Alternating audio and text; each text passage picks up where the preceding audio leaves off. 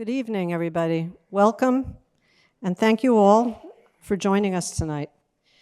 I'm Julie Kaplan, the Manager of Public Programs here at the Center for Jewish History.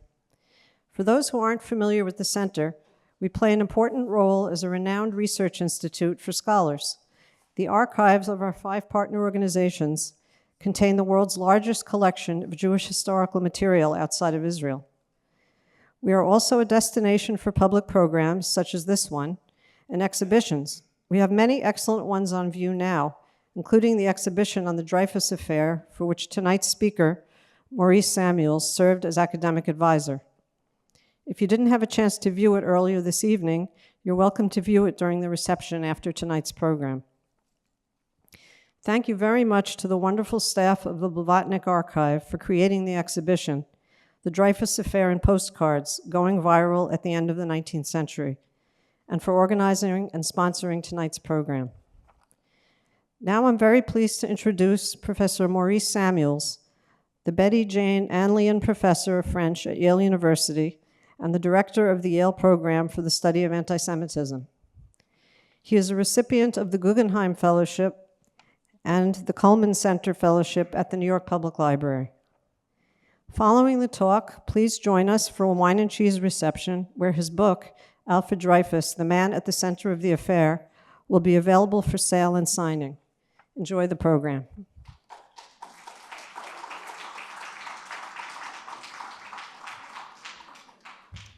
Hi, everyone. Thank you, Julie. And thank you to everyone at the Blavatnik Archive.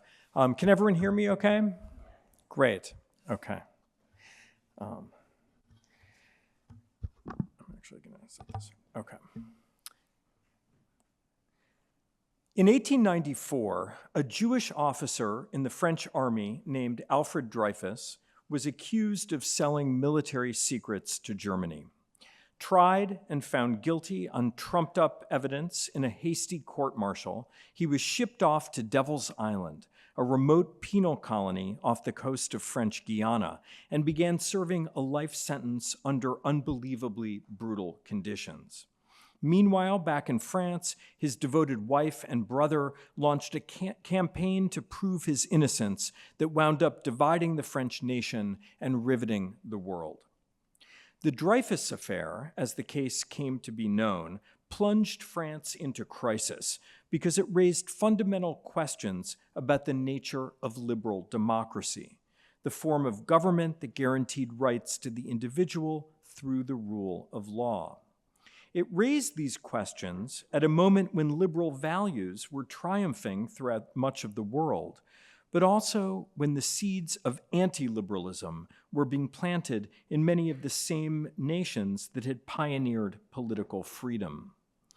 On its face, the affair asked whether individual citizens could claim the right to impartial justice, even when this right conflicted with military or national interest. On a deeper level, it asked whether religious and racial minorities belonged in the nation at all. Scholars have thoroughly explored the ins and outs of Dreyfus's legal case, as well as dozens of other topics related to the affair. They've shown how it widened divisions between the left and the right in France, led to the separation of church and state, witnessed the first interventions by intellectuals in political matters, and even changed social and gender relations in lasting ways. Surprisingly, however, the Jewish dimension of the affair has received relatively little attention. This hesitation dates to the early days of the affair itself, when Dreyfus's family and other supporters, many of them Jews, sought to broaden their coalition by emphasizing the universal values at the core of the case, so truth, justice, the rule of law, etc., rather than the supposedly narrow issue of anti-Semitism. They also wanted to avoid seeming to support Dreyfus merely out of sectarian impulses, and to give the lie to accusations by anti-Semites that Dreyfus was being defended by a powerful Jewish syndicate. Ever since, scholars, especially in France, have shared this tendency to universalize the affair. Most scholars treat the issue of anti-Semitism only tangentially, and some go as far as to deny its importance to the case. In contrast, my recently published biography of Dreyfus argues that his Jewishness was central to every aspect of the case, from why he was accused to why the case became an affair. In my talk today, I'll lay out my reasoning, focusing primarily on the issue of anti-Semitism. I'll conclude by examining the effect that the Dreyfus affair had on Jews around the world, showing how it laid the groundwork for the emergence of a modern form of Jewish identity conceived in response to anti-Semitism. And I'll reflect on some of the lessons of the Dreyfus affair for our current moment. So first, some background on Dreyfus himself and on the affair that bears his name. Alfred Dreyfus was born in 1859 in Mulhouse, which I have right there, Mulhouse in the French province of Alsace near the border with Switzerland. Thanks to the French Revolution, when France became the first European nation to grant Jews full civil rights in 1790 and 91, French Jews had become the best integrated Jews in the world by the middle of the 19th century. And the rise of the Dreyfus family typifies this success. Alfred's father, Raphael, there he is, started out as a peddler of cloth in Mulhouse, which was a capital of textile manufacturing. And in the 1860s, he took advantage of the disruption in the cotton trade caused by the American Civil War to launch his own factory. Within a few years, he had become a wealthy industrialist. Alfred and his 6 siblings were raised in a mansion with servants in the center of town. Whereas many residents of Alsace spoke German and most Jews spoke Yiddish, the Protestant elite of Mulhouse was mainly Francophone, and Raphael decided to raise his 2 youngest children, so Mathieu and Alfred, in French. They attended French schools and became ardent French patriots. Alfred's happy childhood came to an end with the Franco-Prussian War of 1870, when Prussian troops occupied his hometown. France would be forced to cede the eastern provinces of Alsace and Lorraine to a newly unified Germany, nourishing a militaristic cult of revenge in France that lasted until World War I, when France, of course, finally regained its lost provinces. Like many Alsatian Jews, the Dreyfuses opted for French citizenship in 1870, although Alfred's oldest brother, Jacques, became German in order to hold on to the family's textile mills in Mulhouse.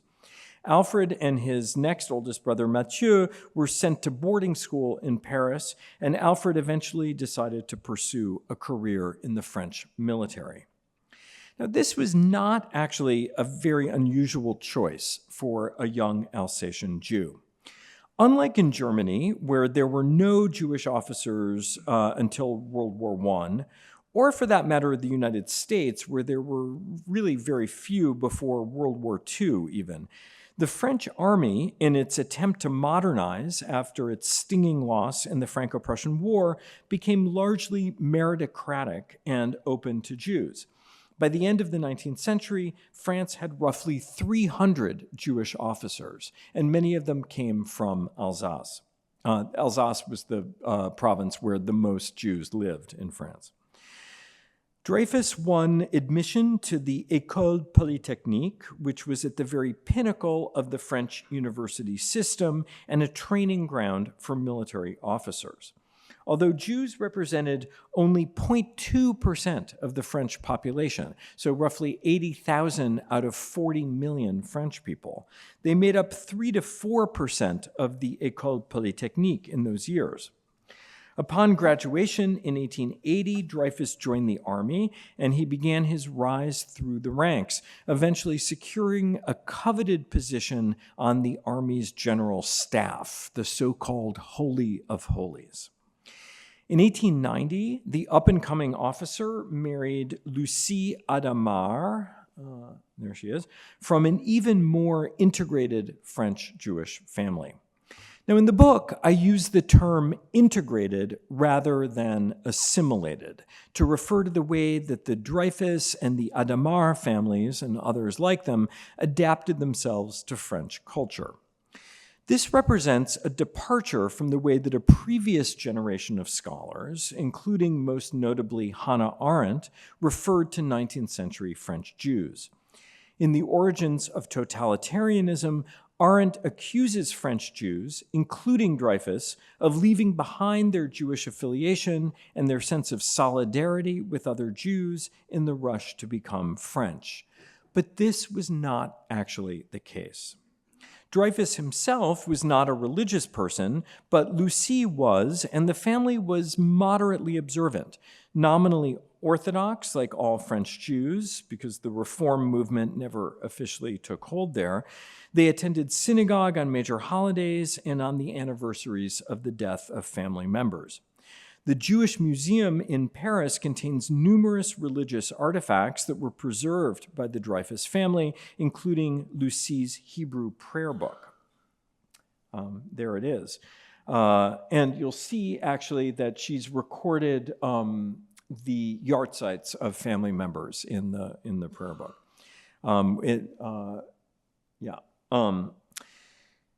So Alfred and Lucie were married in the main synagogue in Paris by Zadok Khan, France's chief rabbi, who was a friend of the family. All of Alfred's siblings married Jews, as did both of his children.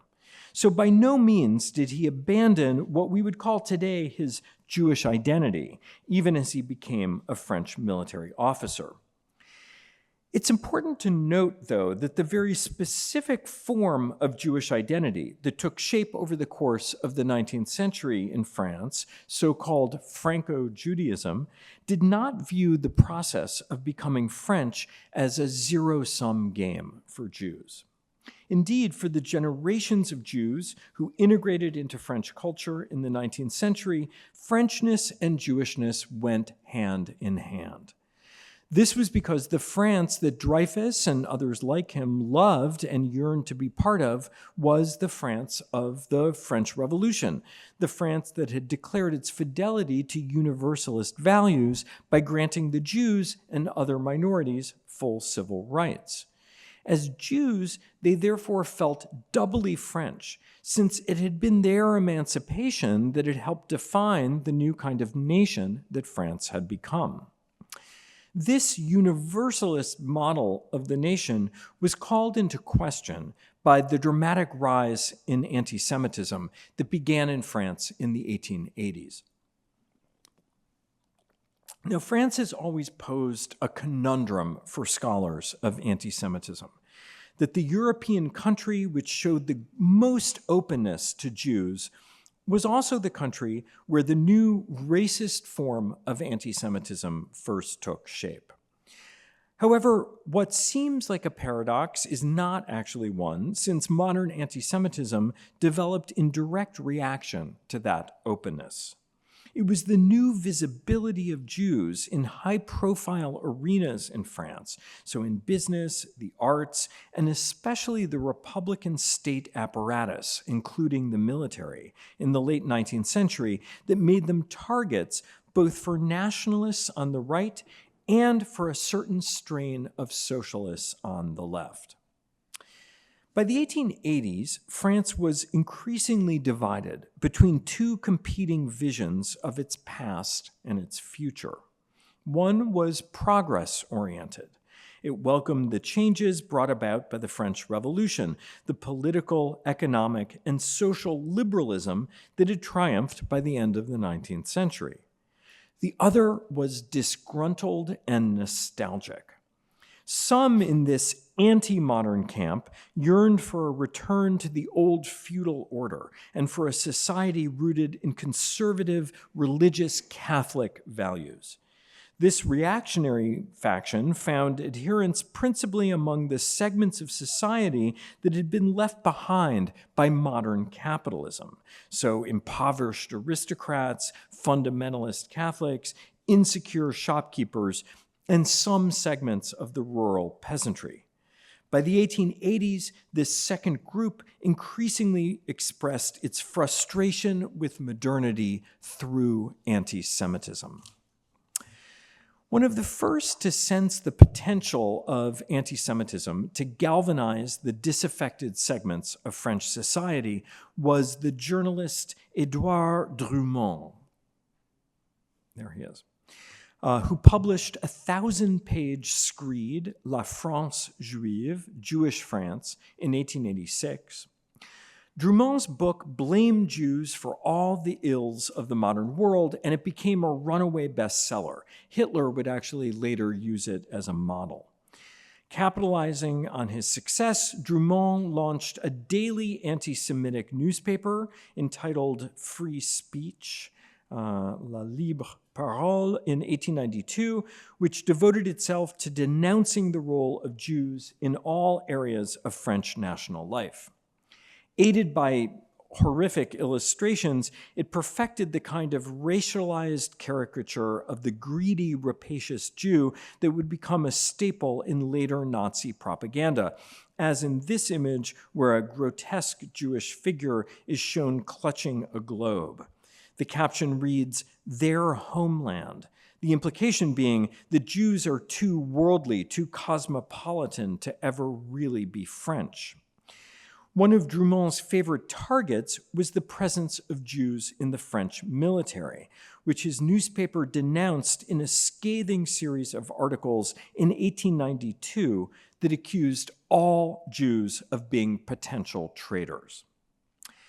It therefore came as no surprise that when in late 1894, the French military discovered there was an actual traitor in its midst, suspicion fell on Dreyfus, a Jew. Was anti-Semitism the only reason that Dreyfus was suspected? Not exactly, but as I argue, it was certainly the critical reason. Dreyfus had actually experienced relatively little anti-Semitism during his training period in the military. There was one incident when he was in officer training school when one of his teachers, who had openly declared that he didn't like Jews, gave Dreyfus a nearly perfect score for technical accomplishment and a 0 for the more subjective character assessment. And the other Jewish student, the only other Jewish student in the class, received a similar mark.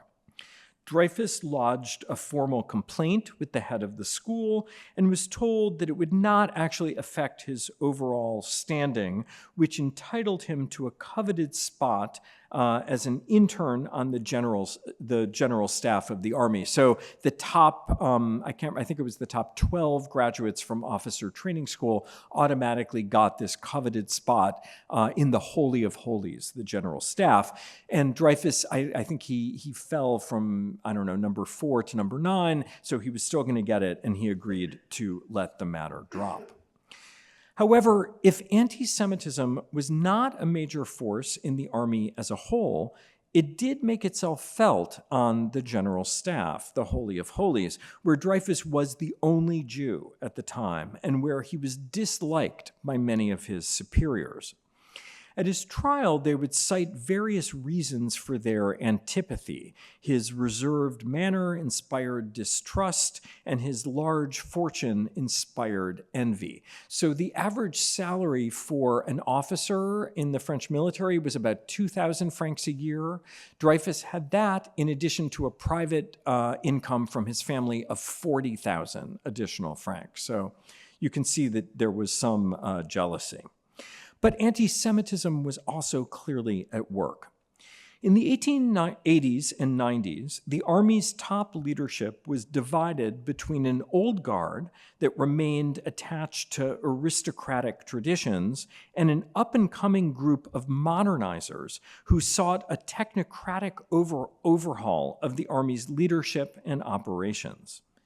Although not all the modernizers were Jews, all the Jews, including Dreyfus, were modernizers.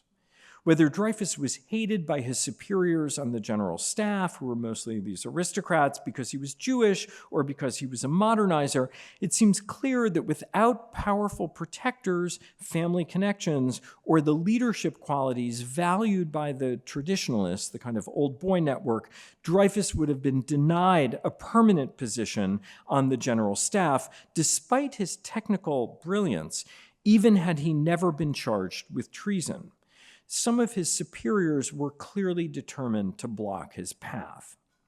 But does that mean that he was accused of treason because he was Jewish? This is one of the central questions of the affair, and it's given rise to a great deal of debate among historians. Of course, we can't ever know for sure the motivations of Dreyfus's accusers. But the events leading up to his arrest suggest that Dreyfus's Jewishness played a major role in the case. These events began with the discovery of the document known as the bordereau in late September 1894, which was intercepted by French counterintelligence and indicated that someone in the French army was selling secrets to the Germans. I'll have a little digression here. Actually, they discovered this document because the French had a spy in the German embassy who was the cleaning lady. So she was an illiterate cleaning lady. She would empty the trash, and she would take the trash and deliver it to the French counterintelligence service. So in this case, there was a ripped up document by a French officer offering to sell military secrets to the Germans. They reassembled it and realized there was a traitor. Now, the information offered in the bordereau was not terribly important, and the discovery might not have turned into an affair had General Auguste Mercier, there he is, he's one of the main villains in the affair, not taken an interest in the case. A graduate of the École Polytechnique, Mercier was considered a modernizer, and his appointment as Minister of War in May 1894 had angered the nationalist far right. Drummond repeatedly attacked him in La Libre Parole for being allied with Jews. Mercier believed that by catching the spy, he could prove his worthiness to the nationalist right, and he therefore put pressure on his underlings to unmask the bordereau's author as quickly as possible. Soon, the French counterintelligence office developed a theory, later shown to be erroneous, that the spy had to be an intern on the general staff because only someone who moved between divisions would have had access to the disparate types of information contained in the document. Furthermore, they reasoned also erroneously that given the nature of the information on munitions that were being offered for sale, the spy was probably an artillery officer. So they looked at the list of artillery officers among the interns on the general staff, and one name stood out, Dreyfus, the only Jewish name on the list. On October 6th, two of the top generals compared the handwriting of the bordereau to that of Dreyfus, and they believed it matched. Similarities, in fact, did exist. However, there were also major differences, and the expert graphologists who testified at Dreyfus's trial were divided in their conclusions. One of them, the eccentric Alphonse Bertillon, well known for his use of photography to identify and classify criminals, advanced the bizarre theory that Dreyfus had attempted to disguise his own handwriting in the bordereau. This became known as the self-forgery hypothesis. That the counter-espionage officers were willing to believe such a ridiculous story, I think suggests that they were swayed by anti-Semitism more than just the facts of the case. It seems clear to me that while the military brass did not consider Dreyfus guilty only because he was Jewish, the fact that he was Jewish led them to accept his guilt more easily.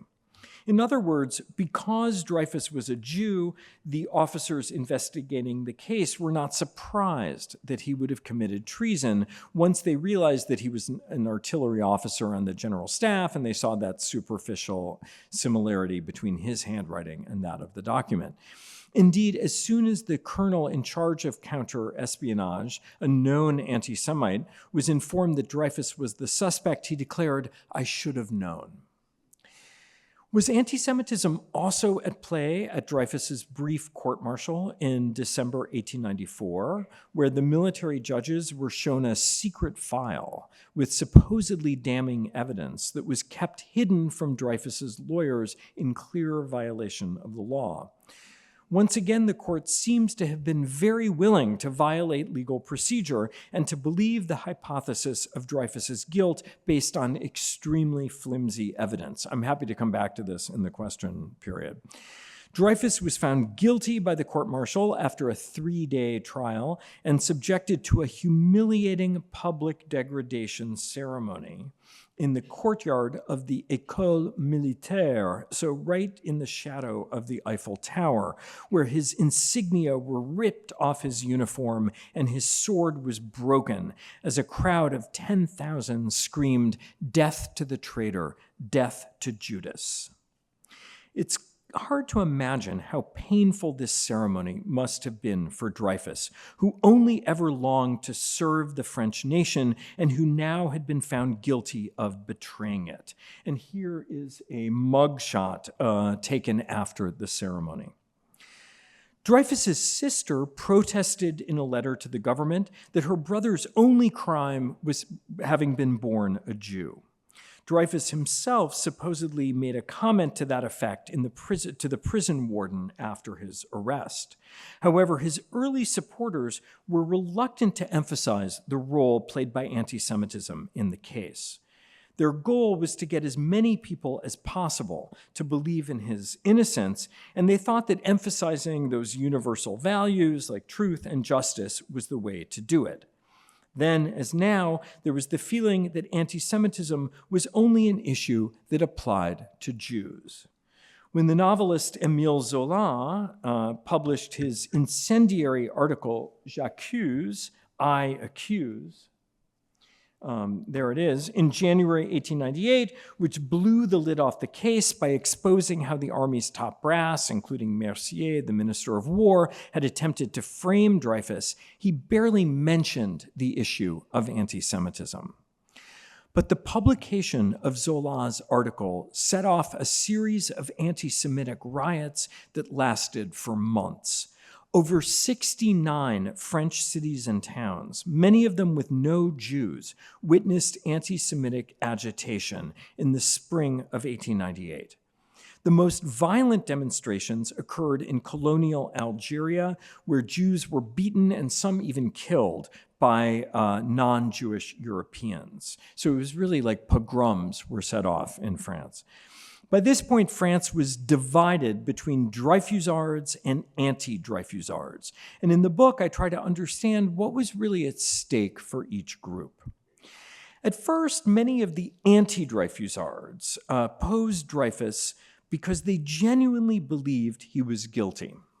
But after the revelation that the bordereau was the work not of Dreyfus, but of a minor nobleman named Ferdinand Walsin Esterhazy, whose crime the army had attempted to cover up, a disturbingly large percentage of the country remained dedicated to opposing justice for Dreyfus. Some felt that the honor of the army was more important than justice for the individual. Others merely hated Jews and thought they deserved to be punished regardless of whether Dreyfus himself, this particular Jew, was guilty.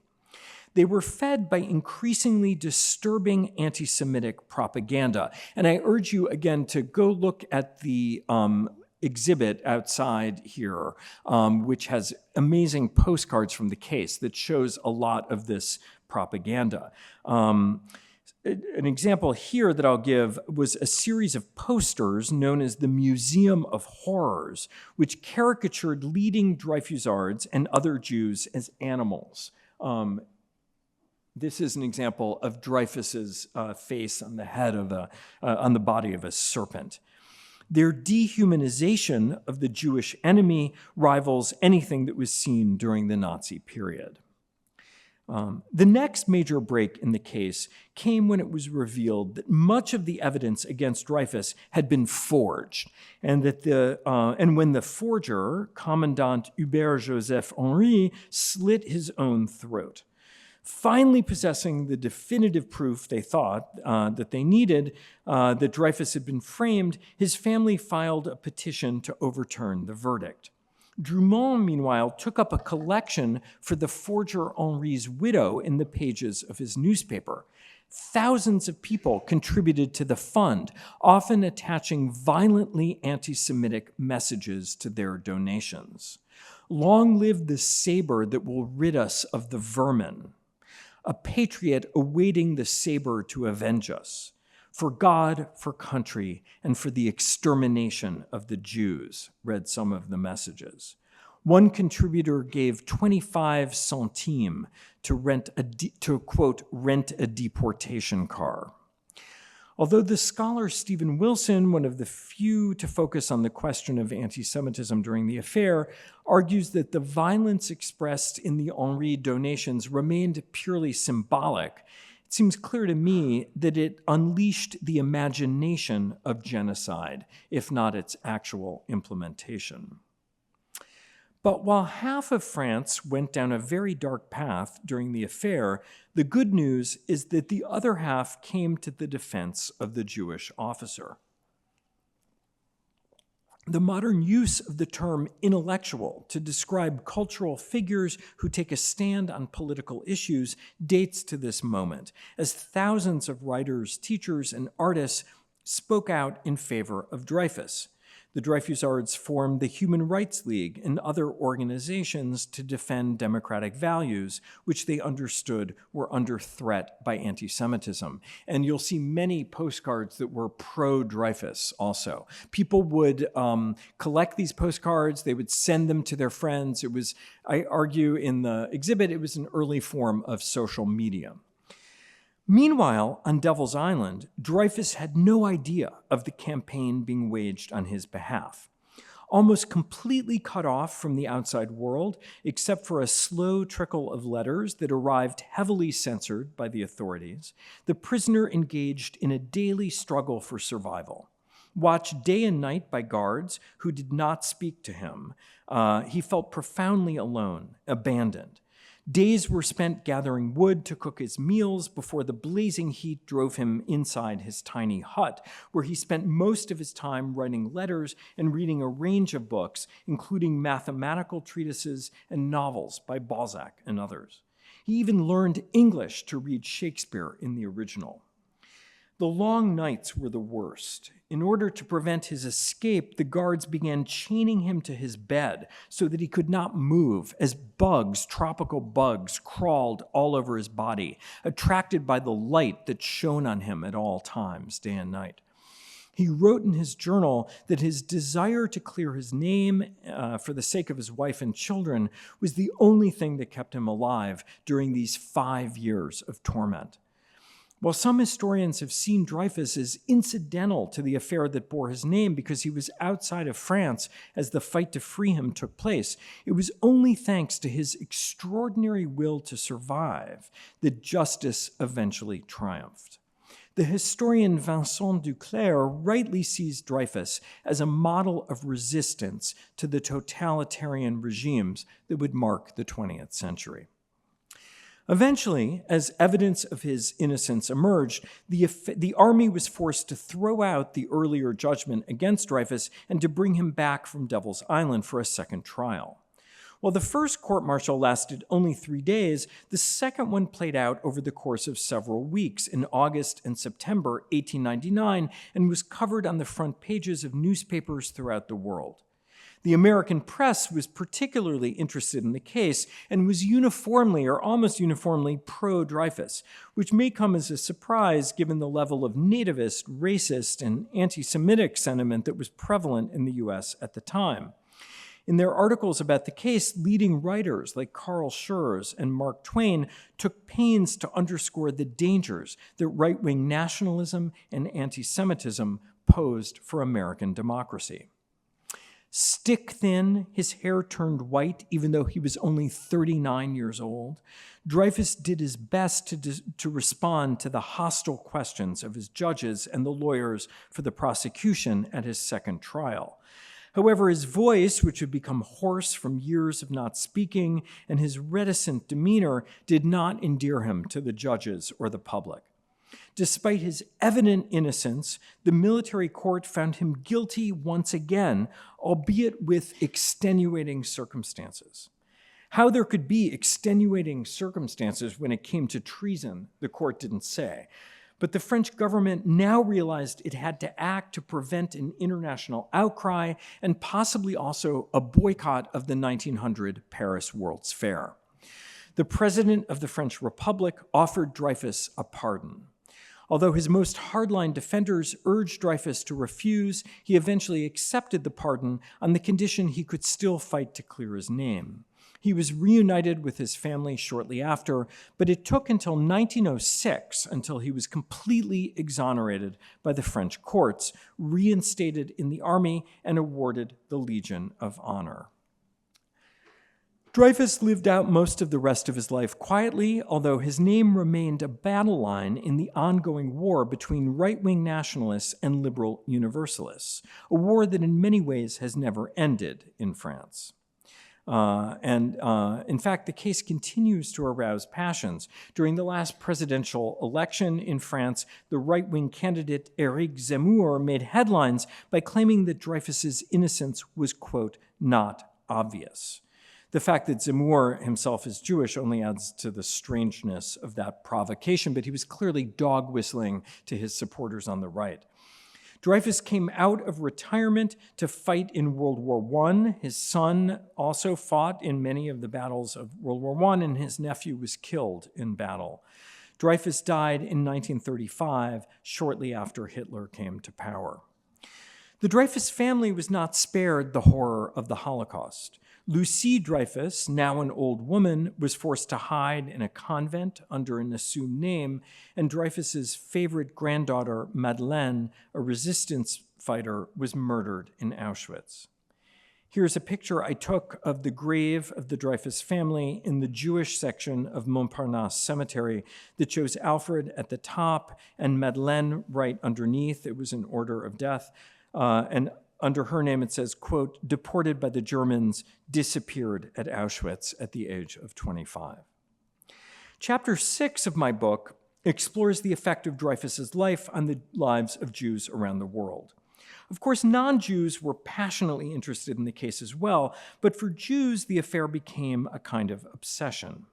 From London to Sydney, from St. Petersburg to Cincinnati, Jewish readers devoured dispatches from Devil's Island, interviews with Dreyfus's wife, and accounts of his legal maneuvers in Jewish newspapers that often seemed to report on little else. I read the main newspapers that I could read in English and French and had research assistants help me with the other ones. What I discovered was that the affair served as a kind of turning point or catalyst for the three main Jewish political ideologies at the time. So Zionism, which called for Jews to form their own nation in Palestine, what we might call integrationism, which believed that Jews should be loyal citizens to the countries of their birth and to stay there, and socialism, which called for the solidarity of the working class beyond national, religious, or ethnic borders. These ideologies were in fierce conflict at the end of the 19th century during the very years that the Dreyfus affair played out.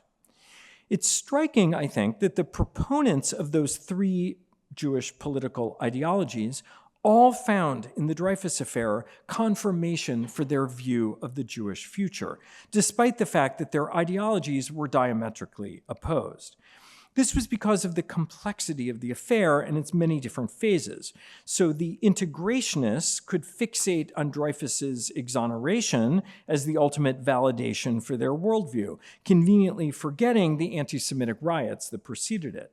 The Zionists could do the reverse, focusing on the outpouring of anti-Semitism, which seemed to prove that Jews could never be safe without a country of their own. And socialists could see in the affair the need for a specifically Jewish form of working-class solidarity.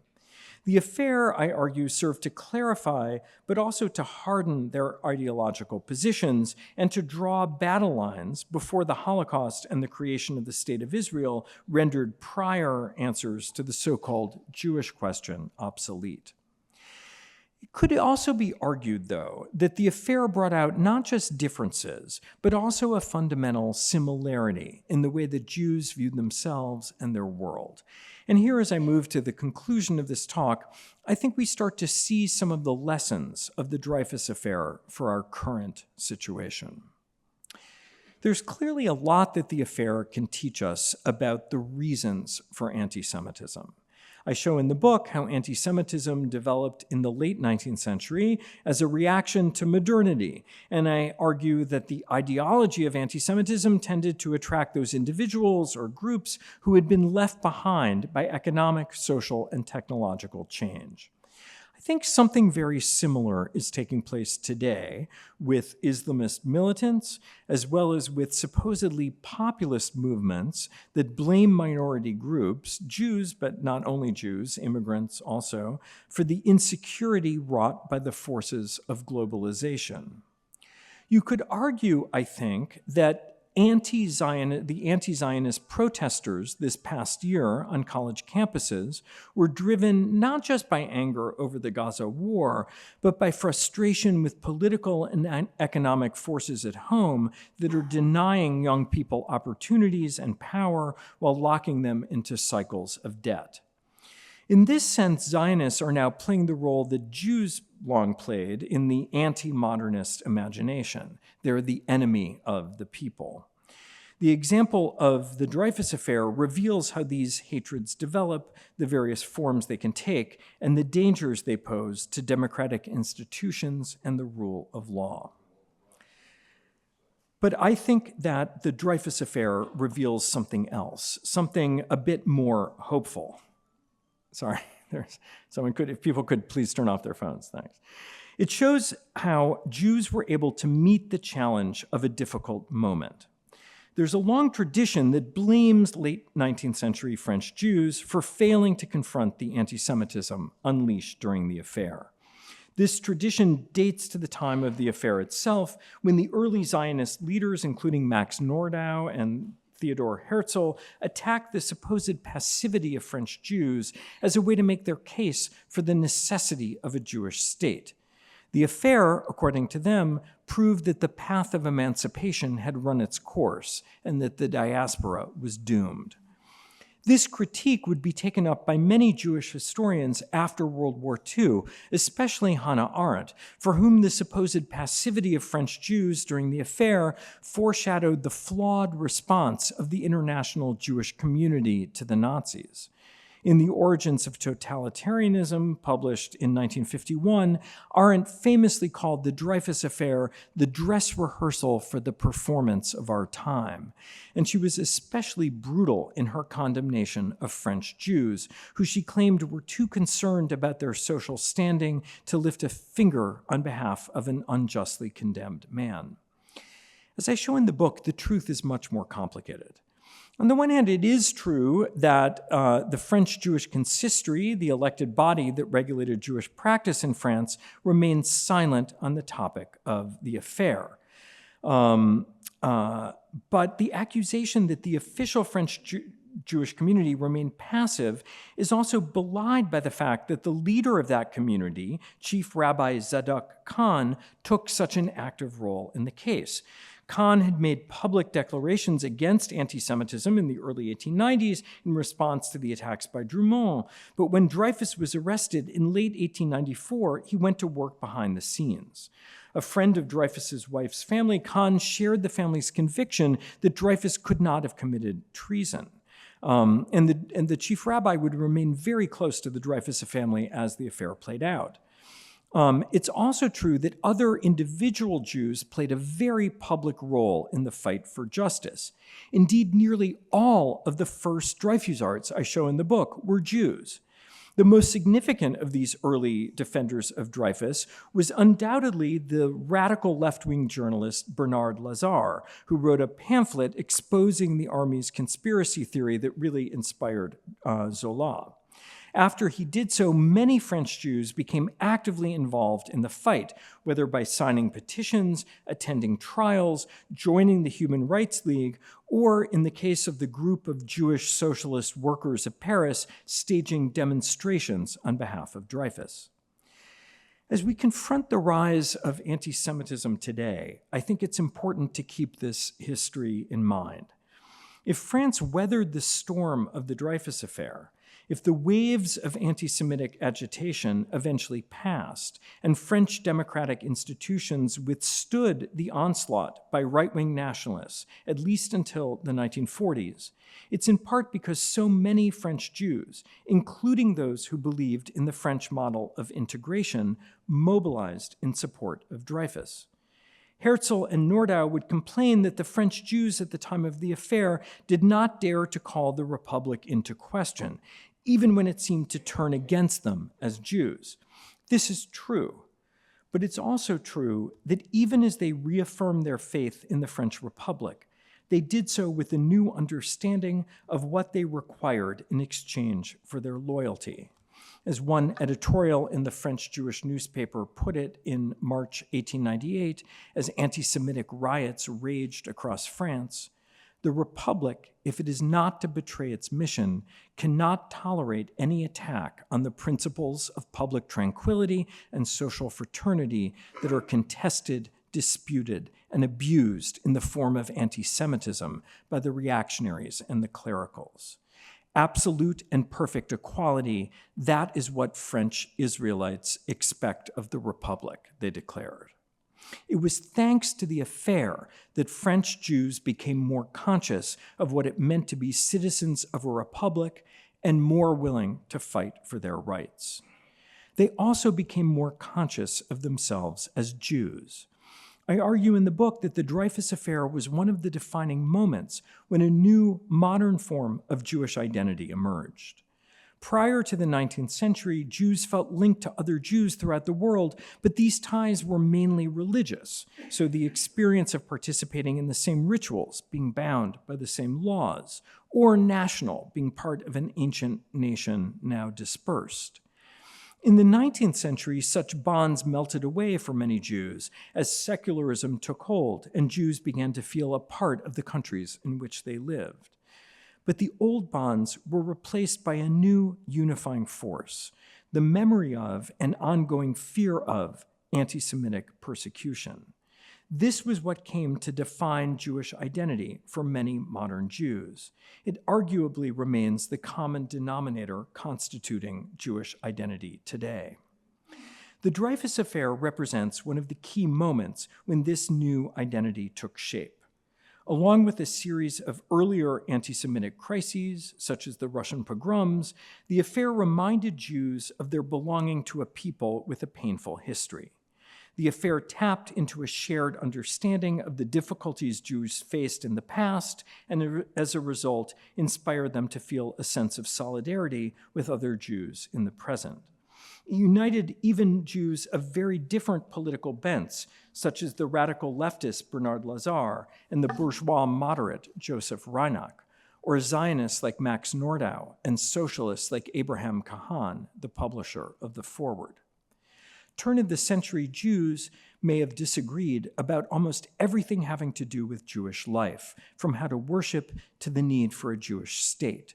But they could come together in shared sorrow as they read about the plight of the prisoner of Devil's Island, and they could rejoice together as the vindicated Jewish officer received the Legion of Honor.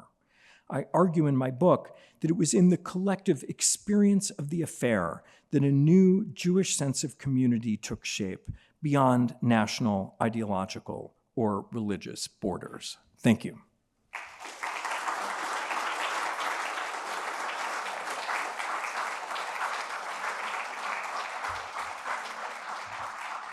Thank you so much. We'll now take questions. Just raise your hand and I'll pass around the microphone. I think you ought to give some credit to Colonel Picard. Yes. And also Henry, who committed suicide. The razor was closed in his hand when they discovered the body, so he was probably assassinated.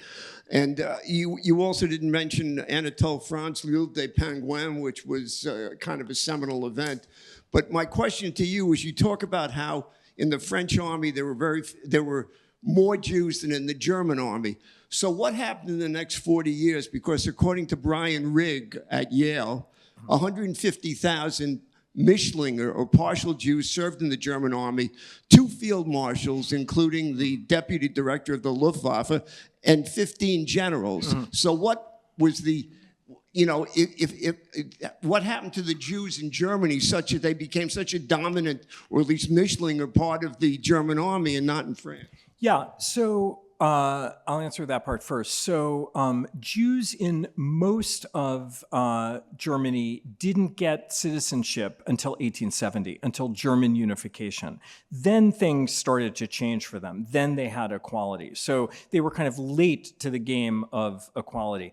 People say that the difference between France and Germany is that France emancipated the Jews before they assimilated, whereas Germany did the worst. The opposite. The German Jews felt like they needed to assimilate in order to prove their worthiness for being emancipated, and it's true that many of them did that by joining the army. Picard is also a hero of the affair. So he was a fascinating figure. He was an anti-Semite. He was appointed head of the counterintelligence service in the middle of the affair. Dreyfus was already on Devil's Island. Picard took over the case. I skipped over this, you're right, just to condense it for the sake of a talk. It's an incredibly complicated affair with many, ins and outs, and I try to condense it in a fairly summarized form in my book.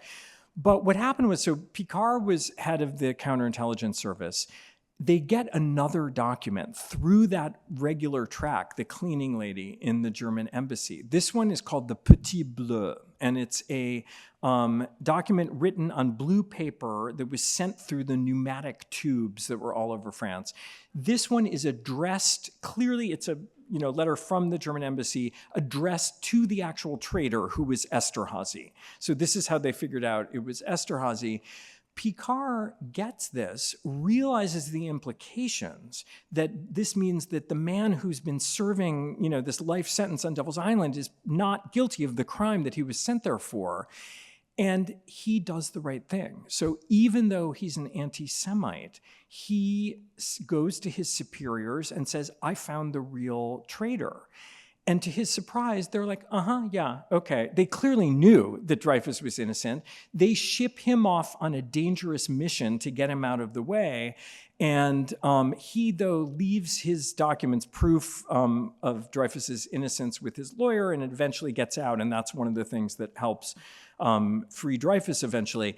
He is very often taken as the hero of the affair. And there was recently, a couple years ago, a movie by Roman Polanski called, I think, An Officer and a Spy, and it's based on this novel by Robert Harris, which is a good novel. And in fact, the Polanski movie is not bad. It didn't open in America because he's been banned here, but I was able to watch a bootleg copy. And this is a very traditional way of looking at the affair. They make Picard the hero. And that, he certainly was a hero, but that tends to often go with a denigration of Dreyfus. And what I wanted to do in my book was to show that Dreyfus was also the hero of his own affair. That if it hadn't been for his incredible heroism on Devil's Island, surviving unbelievable torture day after day, the truth never would have emerged. So I think that Dreyfus gets short shrift, and that was one of the things I tried to argue in the book. Long-winded answer, sorry. In your research, did you find any instances of the very strong French Catholic Church making any attempts to support him or to seek out evidence of his innocence? And the second part would be, were there any countries in the entire world that seemed to be sympathetic to Dreyfus? Okay, yeah, great question. So the answer, unfortunately for the Catholics, is they did not cover themselves with glory. So the Catholic orders, the Jesuits, but also mainly the Assumptionists, were vehemently anti-Dreyfusard. And they, I should say Protestants were by and large pro-Dreyfus, were supportive of Dreyfus. They were also a persecuted minority in France. The Catholics were really, the practicing Catholics, the official Catholics, were by and large very anti-Semitic and anti-Dreyfusard. There were competing anti-Semitic newspapers to Drummond's, run by the Assumptionist order. So these Catholic newspapers were, explicitly anti-Semitic. And this is one of the reasons that when the Dreyfusards eventually triumphed, they pushed through the separation of church and state in France in 1905 as a way of punishing the Catholics for their role in the affair. The second part of the question, this was striking to me.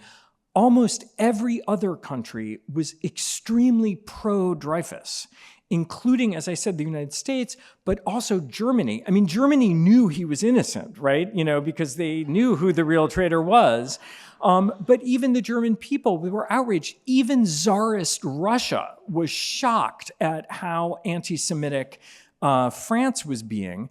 And when Dreyfus was found guilty a second time, there was an outcry in capitals around the world. So like in London, there was a French theater troupe playing. They were booed off the stage and that's why France really believed that every other country was going to boycott the 1900 World's Fair unless they did something. So, yeah.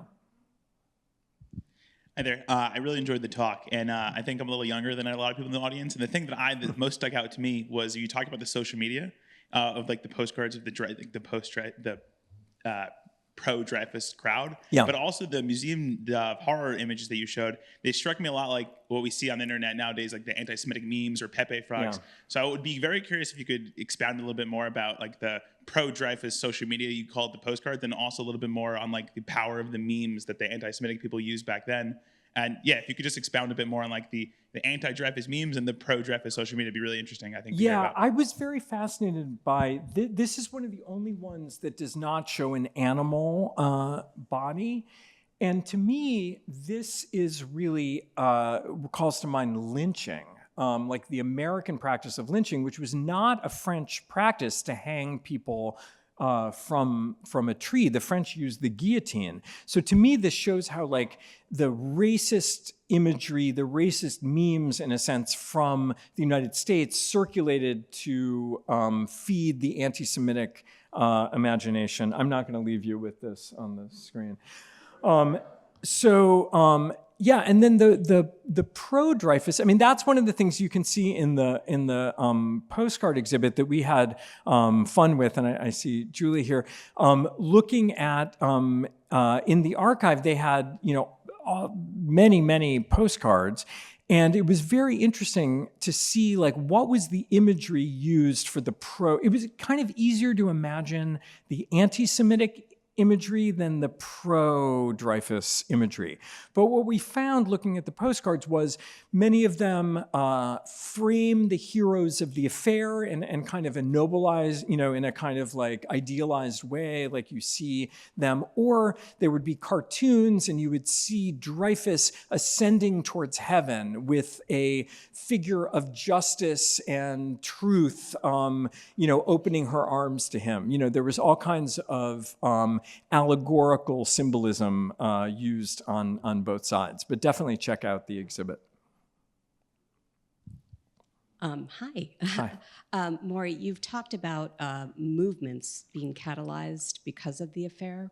My question specifically, did Dreyfus at any point see himself as a catalyst? Yeah, so that was really interesting as I read through his letters. And, so he was kept in total ignorance of what was going on in France.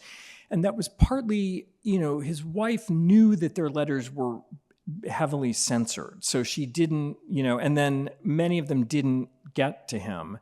So during the affair, he had no idea what was going on.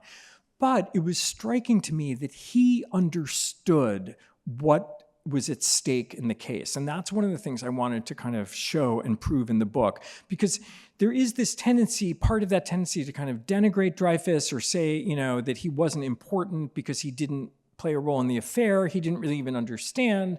He clearly did. He clearly understood why it was important to fight for truth and justice, that if he gave up, the bad guys would win, you know, and that it was important to expose this hypocrisy. So he didn't know it at the time that other people agreed with him, but then he learned about it as soon as he came back to France and was about to stand trial a second time. Then he got caught up very quickly in what was going on in the case. And he, reached out to his big supporters, including Zola. When I was in France this summer, I met some descendants of the Dreyfus family, which was incredibly moving to me, including his grandson, who's 97, I think, and who is probably the last person who knew him. And then his great-granddaughter, who has a lot of family papers still, and including a letter from Zola to Dreyfus after he was already removed. So there was some, and in fact, at Zola's funeral, Dreyfus attended the funeral in the Pantheon, where that Zola was put, for basically his heroic role during the affair, and an assassin tried to shoot Dreyfus coming out of that funeral and wounded him in the arm. So you showed that very evocative and horrible image of Dreyfus's public humiliation. Once it was publicly known that it was Esterhazy, what happened to him? Yeah, so Esterhazy, I sort of say in the book that, Dreyfus was like the least likely person to be a traitor. So he, first of all, had this huge private income. He didn't need to sell secrets. He was intensely patriotic. He was this devoted family man. Whereas Esterhazy, had the word traitor written on his forehead. I mean, he kind of looked like a traitor, but also he looked like a cartoon villain, but he also had major gambling debts. He would openly proclaim that he hated France. I mean, he was just a horrible person. And so it was exposed that he was the traitor.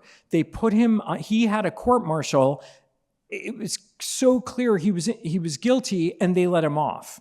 That was actually the event that inspired Zola to write J'accuse. That was like the straw that broke the camel's back for Zola. And so then when it became totally clear, when everyone knew after J'accuse that Esterhazy was guilty, Esterhazy fled to England. He basically gets away with it. So he lives out his days he has a false name, but he periodically sells his story to different newspapers to get more money. He was also swindling even his own family members. I mean, he was just a horrible, horrible person, but he sadly gets away with it. Yeah. Hi there. I appreciated the talk. I also saw the movie, Officer and a Spy. Mm-hmm. So I appreciated your take on that although Picard has a big role in that story, that Dreyfus, him surviving is kind of the essence. Yeah. I'm curious if you can expound on the role that this had in anti-Semitism in Europe over the next bunch of years. Like you mentioned, the anti-Semitic cartoons, like with Nazi Germany, or the riots, like the pogroms, or the Holocaust. Is there more connection than meets the surface? Yeah, definitely. So interestingly, the affair leads to a decrease in anti-Semitism for a while in France. So I think there was this explosion of anti-Semitism during the affair. As I said, there were pogroms basically throughout France. But then after Dreyfus is pardoned, and the President of the Republic gives amnesty to all the people who framed him also. And that outraged the Dreyfus's supporters, but it did diffuse the tension in France. And I think as a result of the affair, anti-Semitism kind of ebbed for a while in France. Also, I should say that during the affair, at first, the socialists wanted nothing to do with the, supporting Dreyfus. So they refused to take a stance, the left in France. They reasoned that Dreyfus was bourgeois and an army officer, therefore it was not their business. A rich guy could take care of himself, one of them said. But Jaurès, who was a leading French socialist, splintered off and said that the plight of a Jew, even a rich Jew, does concern the Socialist Party, and he took a large segment of the French socialists with him. So what happens, I say in the book, is that the French left becomes kind of, or a portion, not all of it, but a large portion of the French left becomes inoculated against anti-Semitism in France. And then France also really comes together during to fight World War I. There's something called the Sacred Union, where you're supposed to put aside your, animosities.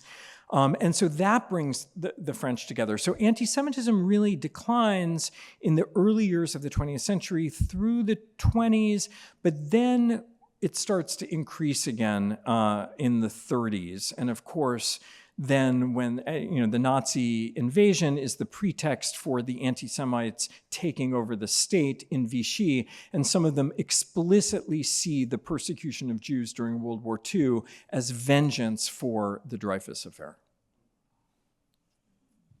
I wonder if you would give a little credit to Mathieu Dreyfus for helping to save his brother. And also, if I may, a second part. Yeah. You mentioned, of course, that the very term intellectual, or the concept of intellectual, is created in this period. I wonder if you would mention perhaps just a few prominent intellectuals, writers, artists on both sides. Yeah, thank you for that. So, Mathieu, his brother, was also a big hero of the affair. He was kind of like, Dreyfus himself was kind of shy and had a kind of introverted personality that didn't win him a lot of, friends, whereas Mathieu was kind of much handsomer, kind of suave guy who was really incredibly devoted to his brother. And at the beginning of the case, though, was trying to figure out what to do because he didn't want to antagonize people by calling out the anti-Semitism. And I think that was one of the things. And he tried at first to work behind the scenes to get politicians and influential people interested in the case. Then later he agreed to publicly expose it. I should also say that Dreyfus's wife, Lucie, was also incredibly heroic. At first, she was completely on her own in this before Mathieu, the brother, showed up. And she was like in her mid-20s. She had lived a very sheltered life, and she really rises to the occasion, including and especially, I would say, by keeping up his morale. Like, it was their letters that kept him going. And then the second part of the question was about, intellectuals, yeah. So this really divides France, and it really divides intellectuals. There are these competing petitions that go around, different manifestos that get signed for Dreyfus and against. This, for instance, it divides the Impressionist artists, for example. So Monet and Pissarro, who was Jewish, were very pro-Dreyfus, and then sadly, Degas was very anti-Dreyfus. And Renoir was kind of anti-Dreyfus also. And among writers, of course, Zola was the most pro, but Anatole France was also very pro-Dreyfus. Marcel Proust, who was a young man, took an active role. But then on the anti-side, I was kind of sad to learn that Jules Verne was anti-Dreyfus. So. Yes, well, correct me if I'm wrong, but I got the impression that, like in the early 19th century or so, as Jews were, as you put it, integrating, that there was very little anti-Semitism.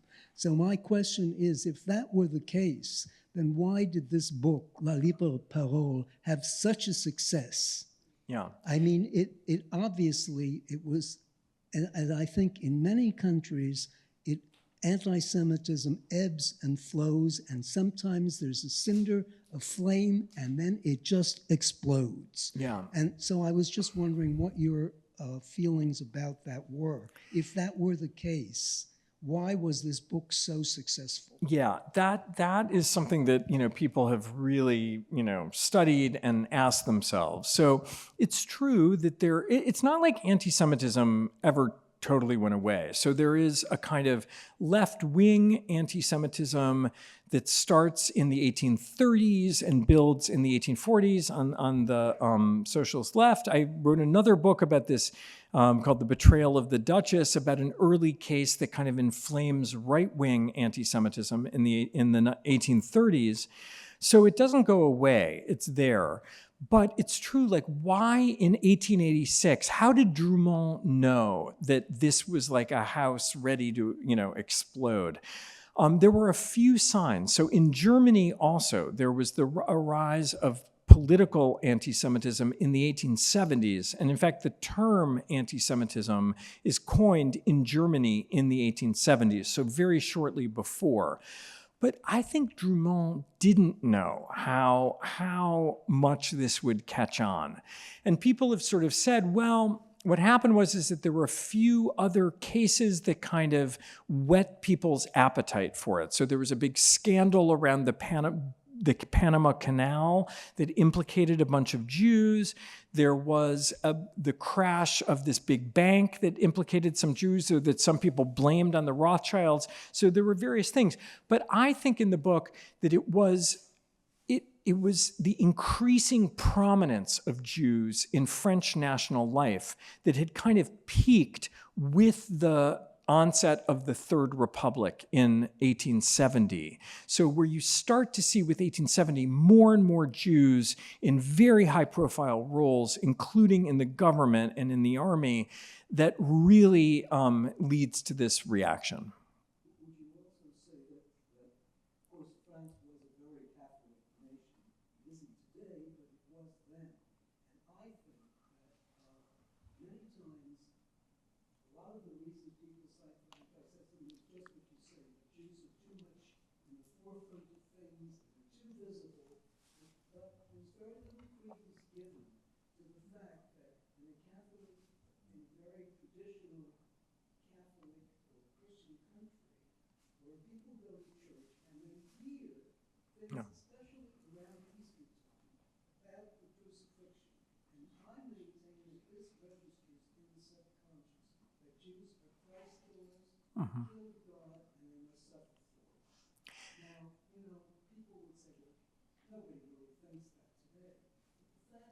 Yeah.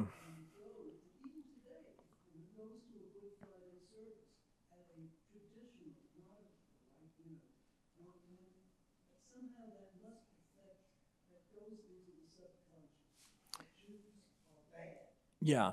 So, yeah, it's interesting because scholars of anti-Semitism tend to give the impression that there were like periods of anti-Semitism where religious anti-Semitism from the Middle Ages gave way to a kind of economic anti-Semitism, and then in the 19th century that gave way to a racist anti-Semitism and a political anti-Semitism.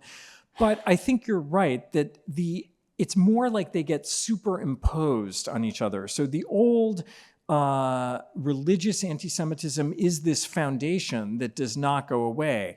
And many of the images show up. So many of the religious anti-Semitic images show up then later in the racist or the economic anti-Semitism. So those layers get kind of tied up with each other.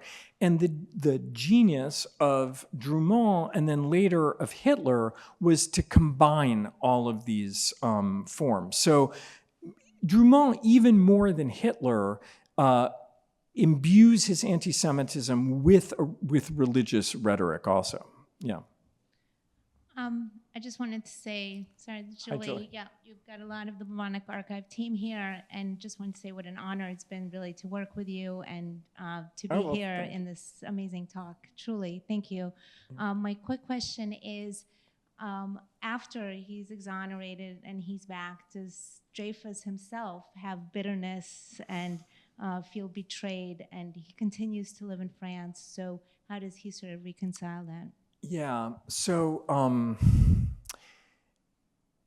he in general doesn't, but one thing really sticks in his craw, which is when they reinstate him in the army, they don't promote him to the rank that he would have had if he had stayed in, if he had been in the army all that time.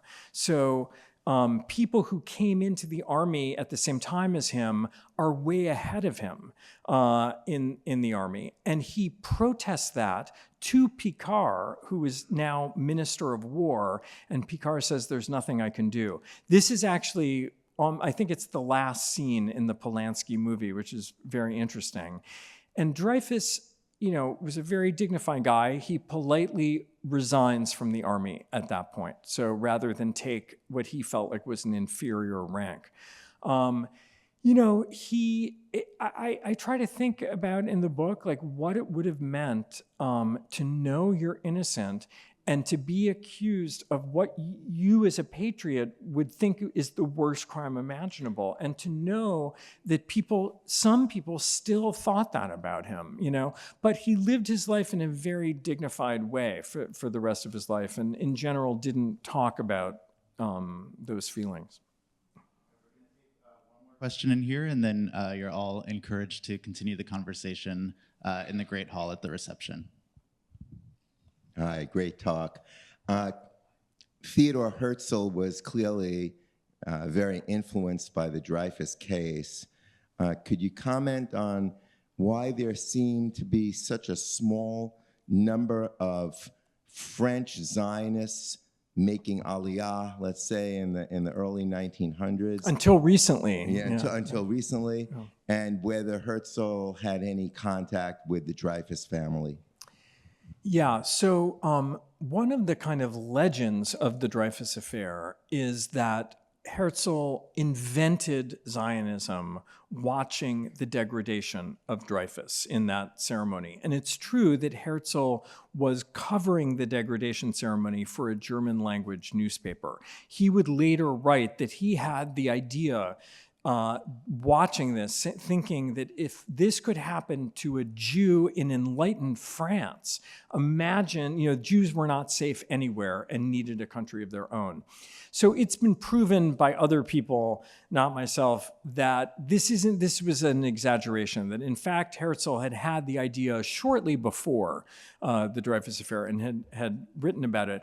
But it's certainly true that the affair played a big motivating role in the development of the Zionist movement in those years. So at those early Zionist congresses, they were constantly referring to the affair. Max Nordau, who was also an early Zionist, would give speeches saying the French Jews are completely corrupt. All the diaspora Jews can't defend one of their own. We need our own country. So it's definitely true that the affair fed the Zionist imagination.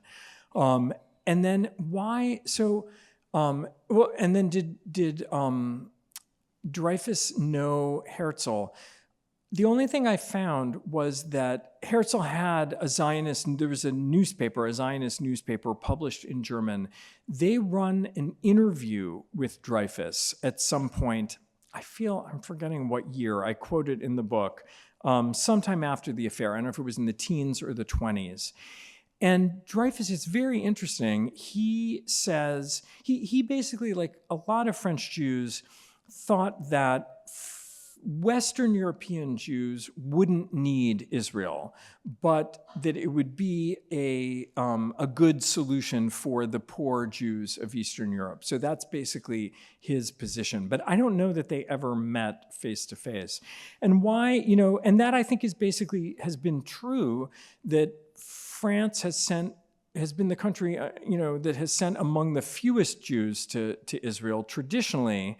And that's partly for that reason that, France, Jews had full, complete equality in France. And even in the 20th century, obviously there were moments like during World War II where they were deported and horrible things happened, but there weren't the same bars to Jews entering the university or the liberal professions in France. So that's one of the reasons. But now, now France has been the country that has sent the most Jews to Israel in recent years, kind of as a response to anti-Semitism.